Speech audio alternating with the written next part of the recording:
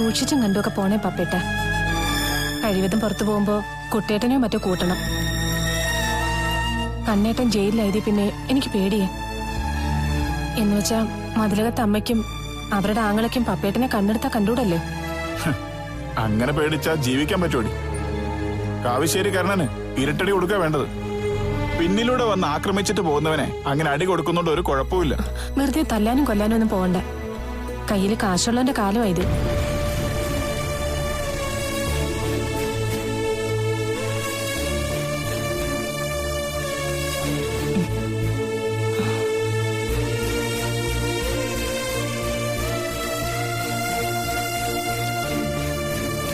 ആഹാ, ആരൊക്കെയാ വന്നിരിക്കുന്നേ?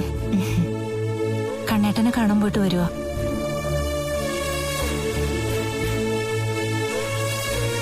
അച്ഛനെ ജയിലിൽ നിന്ന് വിടുവോ പപ്പ മാമ? വിടും മോളെ. അച്ഛനെ ഉടനെ വരും. മോള് വിഷമിക്കണ്ട കേട്ടോ. കേറിയിരിക്കും പവിത്രേ. ഇല്ല നയനെ, അവിടെ കാർത്തുമോൾ ഒറ്റയ്ക്കില്ലേ. അവിടുത്തെ കാര്യങ്ങളൊക്കെ അപ്പപ്പ അറിയുന്നുണ്ട്. പിന്നെ അങ്ങോട്ട് വരാനൊന്നും പറ്റില്ലല്ലോ. ഞങ്ങളൊക്കെ വന്നു കഴിഞ്ഞാ അതിന്റെ വഴക്കൂടി പവിത്ര കേക്കണ്ടേ. മോളോട് കണ്ണന്റെ അമ്മ ദേഷ്യമൊന്നും കാണിക്കുന്നില്ലല്ലോ അല്ലേ? പ്രത്യേകിച്ചൊന്നും പറയുന്നില്ല. പിന്നെ അമ്മയുടെ നോട്ടത്തില് അമ്മയൊഴിച്ച് ഒട്ടുമിക്ക ആൾക്കാരും ഭാഗ്യദോഷികളാണല്ലോ. കാർത്തൂനിപ്പോ എങ്ങനെയുണ്ട്? കുഴപ്പമൊന്നുമില്ല. പറയാൻ പാടില്ല, എങ്കിലും പറയുക. ഏതായാലും തള്ളി മറിച്ചിട്ടു. ഇനി കല്യാണം കഴിയുന്നവരെ സുഖപ്പെടേണ്ട. താലികെട്ട് സമയത്ത് കാർത്തുമോൾ അവിടെ ഇല്ലാത്തതാ നല്ലത്. എന്തിനാ രംഗം കാണുന്നത്? എനിക്കും പോകാൻ താല്പര്യമൊന്നുമില്ല. ഞങ്ങളെ എന്തായാലും വിളിച്ചിട്ടില്ല. ആ, അതൊരു കണക്കിന് നന്നായി. ആ സദ്യ കഴിച്ച തേക്കില്ല പവിത്ര. കണ്ണേട്ടനെ പോയി ഉണ്ണി കാണുകയോ മറ്റോ ചെയ്തായിരുന്നു? ഇല്ല. എങ്ങനെ കൊണ്ട് നടന്ന ഏട്ടനാ. നമ്മുടെ ഈ നാട്ടിൽ നിന്ന് ആദ്യമായിട്ട് MBBS ഒക്കെ കിട്ടി ഉണ്ണി പഠിക്കാൻ പോയപ്പോ ലോകം പിടിച്ചടക്കിയ സന്തോഷമായിരുന്നു കാണാന്. നെഞ്ച് കുറച്ച് കലങ്ങിയാലും ചോര നീരാക്കിയാലും അവൻ പേരെടുത്തൊരു ഡോക്ടർ ആവണം എന്നായിരുന്നു പറച്ചില്. പവിത്രയ്ക്ക് ഓർമ്മയുണ്ടോ? ഇതൊക്കെ പറഞ്ഞ ആളെ ആദ്യമായിട്ട് അവനങ്ങ് പോയി കഴിഞ്ഞപ്പോ പിന്നെ കാത്തിരിപ്പായിരുന്നു. അനിയൻ വരുന്നതും കാത്ത്. ചിലപ്പോ ഈ കാത്തിരിപ്പ് സഹിക്കാൻ കഴിയാതെ വരുമ്പോ എന്നെ കൂട്ടി അങ്ങോട്ട് പോയിട്ടുണ്ട്. അപ്പൊ ഞാൻ പറയും, അനിയനെ കണ്ടിട്ട് പിരിയുമ്പോ വിഷമിക്കാനല്ല ഈ പോകുന്നതെന്ന്. അന്നത്തെ ദിവസം വീട്ടിലെത്തി കഴിഞ്ഞ പിന്നെ രാത്രി ആഹാരമൊന്നും കഴിക്കില്ലായിരുന്നു. 1 or 2 വർഷം ഉണ്ണിക്കോ വേദന ഉണ്ടായിരുന്നു. വീട് വിട്ടുപോയാ തിരിച്ചു വരാനുള്ള ആവേശം ഉണ്ടായിരുന്നു. പിന്നെ എല്ലാം കെട്ടടങ്ങി. ഇടയ്ക്കിടയ്ക്ക് കണ്ണനോട് ഞാൻ പറയുമായിരുന്നു ഉണ്ണിയുടെ മാറ്റത്തെ പറ്റി. പക്ഷെ അതൊന്നും കേൾക്കാൻ കണ്ണന് താല്പര്യമില്ലായിരുന്നു. കണ്ണൻ അങ്ങേരേക്കാൾ കൂടുതൽ അനിയനെ വിശ്വസിച്ചതാ പറ്റിപ്പോയ തെറ്റ്. ഇനിയിപ്പോ അതേപ്പറ്റിയൊന്നും പറഞ്ഞിട്ട് കാര്യമില്ലല്ലോ പപ്പേട്ട. ഒരുപാട് കരയുന്നുണ്ട് കണ്ണേട്ടനിപ്പോ. അതെനിക്കറിയാം. നെഞ്ചു പൊട്ടുന്ന വേദനയും കാണും. പിന്നെ ഓർമ്മയൊന്നും കാണിക്കില്ല. കാർത്തു വീണ കാര്യം പറഞ്ഞായിരുന്നു. അത് പറയാൻ പറ്റുമോ ഇങ്ങനൊരു സാഹചര്യത്തില്? കാർത്തൂനെ നന്നായി നോക്കണേന്ന് എപ്പോ കണ്ടാലും പറച്ചില്ല. എങ്ങനെ നോക്കാനാ? ആ കുട്ടിയെ കൊണ്ട് ഇങ്ങോട്ടും മാറാനും നിവൃത്തിയില്ല. അല്ലെങ്കിൽ കണ്ണിട്ടം വരുന്നവരെ മാറി താമസിച്ചേനെ. ആ കൃഷി ഓഫീസറാണെങ്കിൽ പിന്നാലെ നടക്കുക. പോയി രക്ഷപ്പെടാൻ ഞാൻ പറഞ്ഞതാ. അതും ആ കുട്ടി കേൾക്കുന്നില്ല. പിന്നെ ദൈവം എന്തെങ്കിലും ഒരു നന്മ അതിനെ കരുതി വെച്ചിട്ടുണ്ടാവും.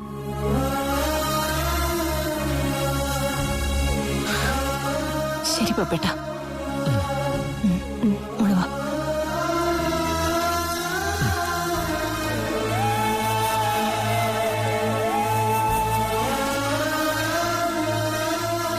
കാലമെന്നും ഒരാൾക്ക് മാത്രം അനുകൂലമായിരിക്കത്തില്ല നയനെ. അത് മനസ്സിലാക്കാതെ പോയ ഉണ്ണിയാ വീട്ടി.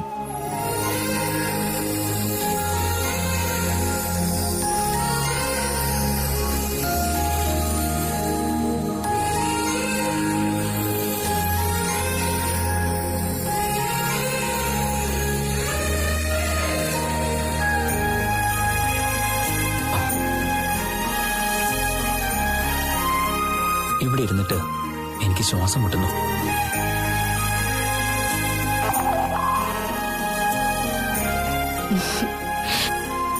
എന്നാ പിന്നെ ഇങ്ങോട്ട് പോന്നൂടെ?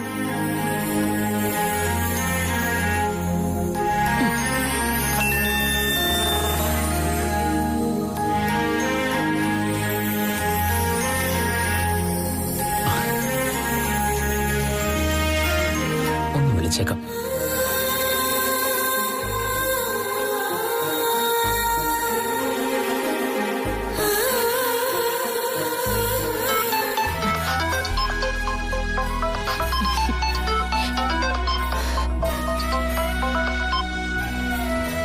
എനിക്കും തോന്നി ഉണ്ണേട്ടന്റെ ശബ്ദം കേൾക്കണമെന്ന്. ഇവിടെ എനിക്ക് പ്രയാസമൊന്നുമില്ല. പക്ഷേ ഉണ്ണേട്ടൻ പറഞ്ഞ പോലെ ശ്വാസം മുട്ടൽ എനിക്കുമുണ്ട്. ഉണ്ണേട്ടനെ കാണാൻ കഴിയാത്തതിലുള്ള പ്രയാസം. നമ്മൾ ഉടനെ കാണുമല്ലോ, ഇനി എന്നും. എങ്കിലും അത്രയും ദിവസം എനിക്ക് ഭയം തന്നെയാ. എന്നുവെച്ചാ പറഞ്ഞു തിരുത്താനും സ്വാധീനിക്കാനും അവിടെ ആൾക്കാരുണ്ടല്ലോ. ഇനി അങ്ങനെ ഒരു സ്വാധീനത്തിനും അടിപ്പെട്ട് പോവില്ല ഞാൻ. ആകെ ഭയന്നത് കണ്ണേട്ടനെയാ. കണ്ണേട്ടനോടും കാര്യങ്ങൾ പറഞ്ഞു കഴിഞ്ഞു. ഇനി തടസ്സങ്ങളില്ല. മരണത്തിനല്ലാതെ നമ്മളെ വേർപെടുത്താൻ കഴിയില്ല. ആ പിന്നെ ഞാൻ അവിടേക്ക് വരുമ്പോഴും കാർത്ത് നമുക്കിടയിൽ ഒരു കരടായിരിക്കും. ആ കരട് ഇവിടെ ഏതെങ്കിലും ഒരു മൂലയ്ക്ക് ഒതുങ്ങി കൂടിക്കോളും. അവള് നിനക്കൊരു എതിരാളിയാവില്ല. എനിക്ക് അത് കേട്ടാ മതി. എന്നാ ശരി ഉണ്ണേട്ടാ. ഓക്കെ.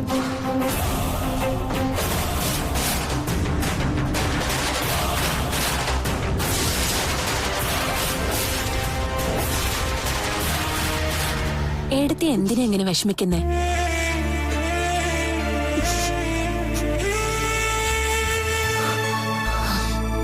കണ്ണേട്ടന്റെ കാര്യം ഓർത്തിട്ടാണെങ്കിൽ അതെനിക്ക് മനസ്സിലാക്കാൻ പറ്റും. ഇവിടെ അത് മാത്രമല്ലല്ലോ, ഉടനെ നടക്കാൻ പോകുന്ന കല്യാണവും ഏടത്തിയെ അലട്ടുവാണല്ലോ. വിജിതയ്ക്ക് മോളുടെ പേര് കേട്ട കലി കയറും. അങ്ങനെയുള്ള വീട്ടില് മോള് കടിച്ചു തൂങ്ങുന്നതാ ഏട്ടത്തിക്ക് പ്രയാസം. വിജിത വന്നെന്ന് കരുതി എനിക്ക് കൂട്ടായി ഏടത്തി ഇവിടെ ഇല്ലേ? പിന്നെന്താ കുഴപ്പം? ഇനിയുള്ള ജീവിതം സുഖമായാലും ദുഃഖമായാലും നമുക്ക് ഒന്നിച്ച് അനുഭവിക്കാൻ ഏടത്തി. ചില നേരത്തെ തോന്നും കണ്ണേട്ടന്റെ അമ്മ പറയുന്നൊക്കെ ശരിയാണെന്ന്. ജനിച്ചപ്പോഴേ റോഡരികെ തള്ളി. പിന്നെ കണ്ണേട്ടൻ കൊണ്ടുവന്ന് കണ്ണേട്ടന്റെ അനിയത്തിക്ക് വളർത്താൻ കൊടുത്തപ്പോഴോ അവരപകടത്തിൽപ്പെട്ട് മരിച്ചു. ഇപ്പതേ കണ്ണേട്ടൻ ജയിലിലും. എന്നെ സ്നേഹിക്കുന്നവരൊക്കെ ദൈവം ശിക്ഷിക്കുക. അങ്ങനെയൊന്നും പറയല്ലേ മോളെ, ഇങ്ങനെ ചിന്തിക്കല്ലേ. നീ ഈ വീടിന്റെ ഭാഗ്യ, അത് കണ്ണേട്ടൻ അറിയാം. പക്ഷെ ഉണ്ണിക്കതറിയാൻ കഴിയാതെ പോയി. സാരമില്ല, അതെപ്പോഴെങ്കിലും ഉണ്ണിക്ക് മനസ്സിലാവും. മോളെ വേദനിപ്പിച്ചിട്ട് ഒരുപാട് കാലം അവന് സുഖിക്കാൻ പറ്റുമോ? അങ്ങനെയൊന്നും പറയില്ല ഏടത്തി. ഉണ്ണിയേട്ടന് ഒരു നല്ല ജീവിതം കിട്ടട്ടെ. എല്ലാവരും നന്നായി ജീവിക്കട്ടെ. അത് കാണുന്നതല്ലേ സന്തോഷം. എനിക്ക് ആരോടും ഒരു ദേഷ്യവുമില്ല. നമ്മൾ എത്ര നല്ലവരാന്ന് പറഞ്ഞാലും എത്ര ദൈവത്തെ വിളിച്ചാലും ജനന സമയവും ജാതകവും ഒക്കെ ഒത്തുവരണ്ടായോ? നമ്മുടെ ഭാവി നന്നാവാൻ എല്ലാവരും അവസാനം സമാധാനം കണ്ടെത്തുന്നത് അങ്ങനെയൊക്കെ തന്നെയാ. എന്നാ നമ്മുടെ സുഖവും സന്തോഷമൊക്കെ തീർന്നു മോളെ. കണ്ണേട്ടനുണ്ടെങ്കിൽ ഒരു കുടിലാണെങ്കിലും മാറി താമസിക്കാം. മനസ്സമാധാനമല്ല മോളെ മറ്റെന്തിനേക്കാളും വലുത്.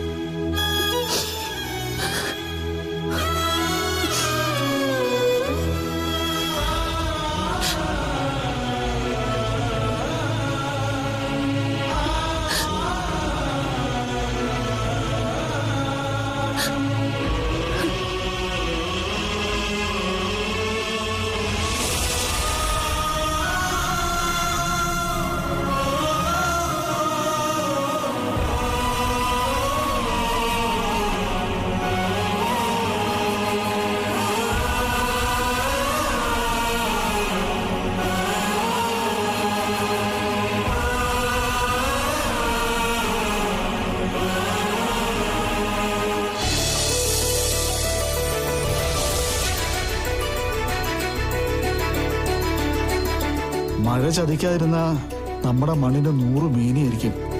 ഇപ്പൊ മുന്നറിയിപ്പില്ലാതെയാണല്ലോ മഴയും വേനലും ഒക്കെ വരുന്നത്. കണ്ണേട്ടാ,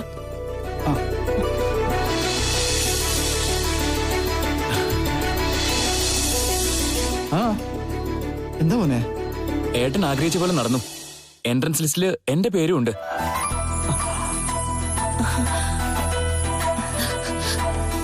കള്ളം പറഞ്ഞതല്ല. ഏട്ടൻ ആഗ്രഹിച്ചതുപോലെ ഞാൻ മെഡിസിൻ ചേരാൻ പോകുന്നു. മോനെ,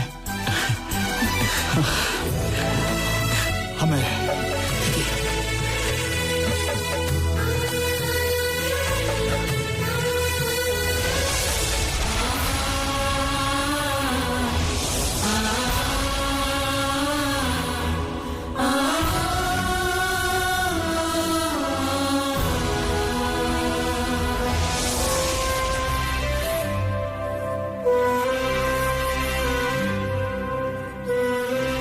കണ്ണേട്ടാ,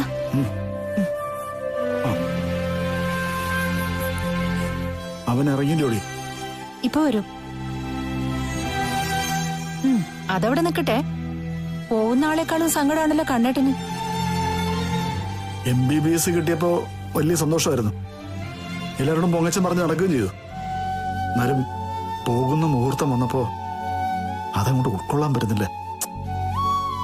അല്ല, 5 കൊല്ലം അല്ലയോടി അവൻ മാറി നിൽക്കുന്നേ. ഇടയ്ക്കിടയ്ക്കും വരില്ലേ? അങ്ങനെ സമാധാനിക്കാം. ആ, എത്തിയോ? കാച്ചിയ എണ്ണയൊക്കെ എടുത്തായിരുന്നോ മോനെ? എല്ലാം എടുത്തു വെച്ചിട്ടുണ്ട്. ആ, അവിടെ വലിയ വലിയ വീട്ടിലെ പിള്ളേരൊക്കെ ആയിരിക്കും കൂട്ട്. വഴിതെറ്റി പോകാൻ ഒരുപാട് അവസരമുണ്ട്. നീ അങ്ങനൊന്നും പോലെന്ന് എനിക്കറിയാം. എന്നാലും വീട്ടിനകത്തിരിക്കുന്നവർക്കൊരു പ്രയാസം ഉണ്ടാവുമല്ലോ. പൈസയുടെ കാര്യമൊന്നും ഓർത്ത് നീ വിഷമിക്കണ്ട. അതൊക്കെ വേണ്ട സമയത്ത് ഏട്ടൻ അക്കൗണ്ടിലിടും കേട്ടോ. പഠിത്തം അത് മാത്രം ശ്രദ്ധിച്ചാൽ മതി. 7 മണിക്കാ ബസ്. അതിനോടെല്ലാം അമ്പലത്തിലും കയറണ്ടേ. അമ്മ ഇപ്പൊ അവിടെ ഗണപതി ഹോമൊക്കെ നടത്തിയിട്ട് കാത്തിരിക്കുന്നുണ്ടാവും. അനുഗ്രഹം വാങ്ങിക്കണം, ദേവിയുടെയും അമ്മയുടെയും. എന്നാ ഇറങ്ങാം. ഓത്രേ, നീ എന്റെ ബാഗിങ് എടുത്തോ. പോയിട്ട് വരാം. ശരീരമൊക്കെ നോക്കണം മോനെ. ആഹാരം നല്ലോണം കഴിക്കണം. ശരി.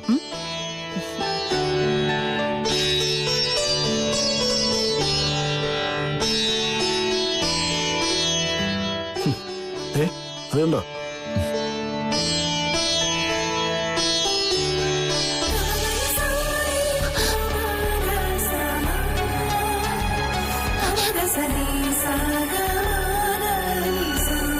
നീ പോകുന്നതിന്റെ സങ്കടം ദേവിയോട് പറഞ്ഞു തീർക്കുക. അവിടെ പണവും പത്രാസും ഒക്കെ ഉള്ള പെമ്പിളേരുണ്ടാവുമല്ലോ. അപ്പോ മോൻ അവളെ മറക്കുമെന്നുള്ളൊരു ഭയം. അവളൊരു പൊട്ടി പെണ്ണായി പോയി.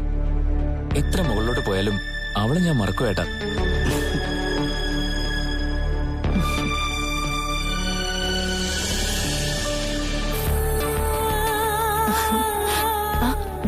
നിമിത്തം വരുന്നുണ്ട്.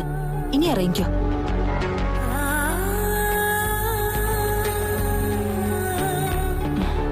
അവനെ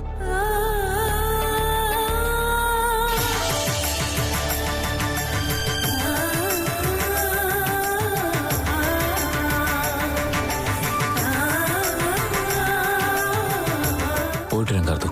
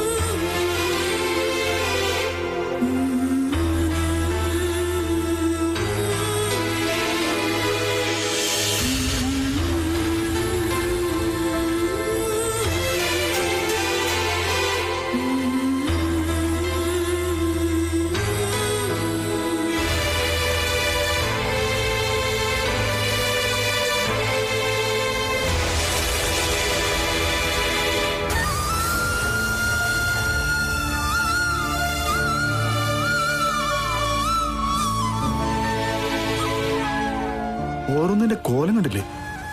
എനിക്കവിടെ പിടിക്കുന്നില്ല. നമ്മൾ തനി നാട്ടുപുറത്തുകാരാ.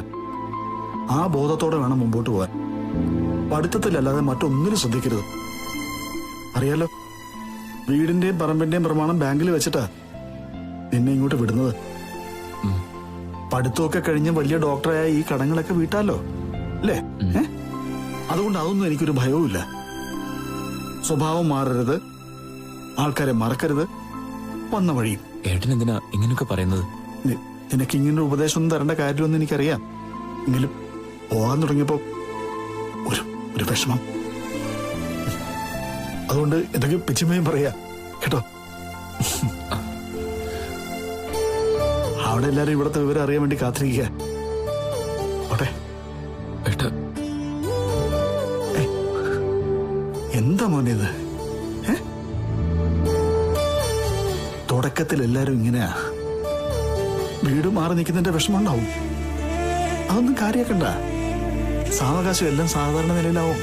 പോട്ടെ, വിളിക്കണം ഒരു ദിവസം ഒരു നേരമെങ്കിലും. എന്നാ പോട്ടെ.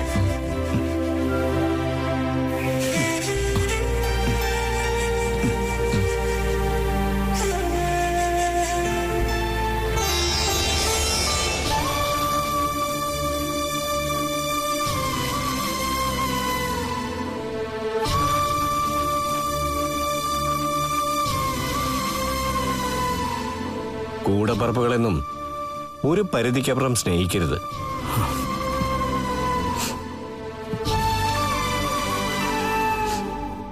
അങ്ങനെ ചെയ്തിട്ടുള്ളവരെല്ലാം പിന്നീട് ഇതുപോലെ വേദനിച്ചിട്ടുണ്ട്.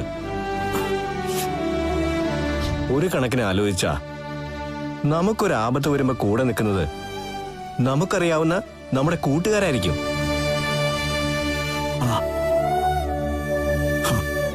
അത് നേരാ. എന്റെ ഈ വിധിയിൽ വേദനിക്കുന്ന ഒരു കൂട്ടുകാരൻ എനിക്കുണ്ട്, പപ്പൻ. അവനെനിക്ക് വേണ്ടി ചാവാൻ പോലും മടിയില്ല. അല്ല, അനിയൻ വരുമായിരിക്കോ ചേട്ടനെ കാണാൻ? വരരുതെന്നാ പ്രാർത്ഥന. മൂത്തവരുടെ അനുഗ്രഹം വാങ്ങിക്കുന്നതൊക്കെ വെറൊരു ചടങ്ങാ. എന്റെ ഉള്ളിലിപ്പോ അവനോട് സ്നേഹമൊന്നും തോന്നില്ല. പിന്നെ കൈ ഉയർത്തി അനുഗ്രഹിച്ചിട്ട് എന്താ പ്രയോജനം? ഇന്നത്തെ ദിവസം അവനൊപ്പം കതിർ മണ്ഡപത്തിരിക്കുന്നത് എന്റെ കാർത്തുമായിരുന്നെങ്കിലേ അവനോട് വരണമെന്നില്ല. ഞാൻ മനസ്സുകൊണ്ട് അവനെ അനുഗ്രഹിച്ചേനെ. അവരുടെ നല്ല കുടുംബജീവിതത്തിനായിട്ട് ഉള്ളൊരുക്കി പ്രാർത്ഥിച്ചേനെ. എല്ലാ പ്രതീക്ഷയും പോയി.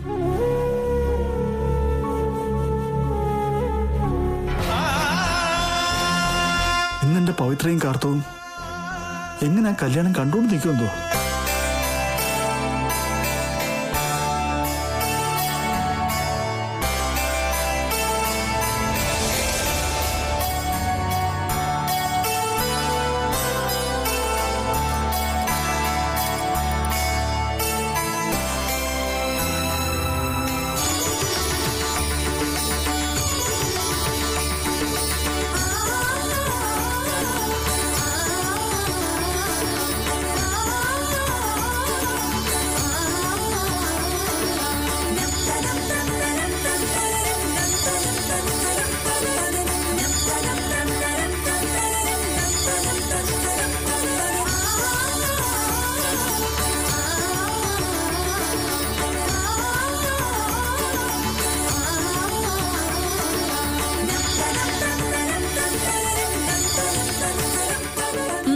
സുന്ദരിയായിട്ടുണ്ടല്ലോ, പക്ഷെ കാണാൻ അധികം ആൾക്കാരൊന്നും ഇല്ലല്ലോ. എങ്കിലും വീഡിയോ ഒക്കെ എടുക്കുന്നതല്ലേ, അപ്പോ ഒരുക്കത്തിനൊന്നും ഒരു കുറവും വരാൻ പാടില്ല. ചടങ്ങിൽ പങ്കെടുക്കാത്തവർക്കൊക്കെ വിവാഹത്തിന്റെ CD എത്തിച്ചു കൊടുക്കാന്ന് പറഞ്ഞിട്ടുണ്ട്. അത് കാണുമ്പോ അവിടെ കൂടിയ ആൾക്കാരെയല്ലോ പെണ്ണിനെയും ചെറുക്കനെയല്ലേ എല്ലാരും ശ്രദ്ധിക്കുന്നേ, അല്ലേ? അത് ശരിയാ.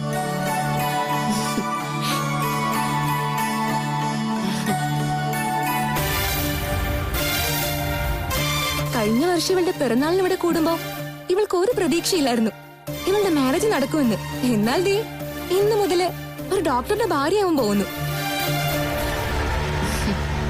അതിലേക്ക് എത്താൻ റിസ്ക് ഒരുപാടായിരുന്നു. എല്ലാത്തിനും നന്ദി പറയേണ്ടത് എന്റെ പപ്പയോടാ.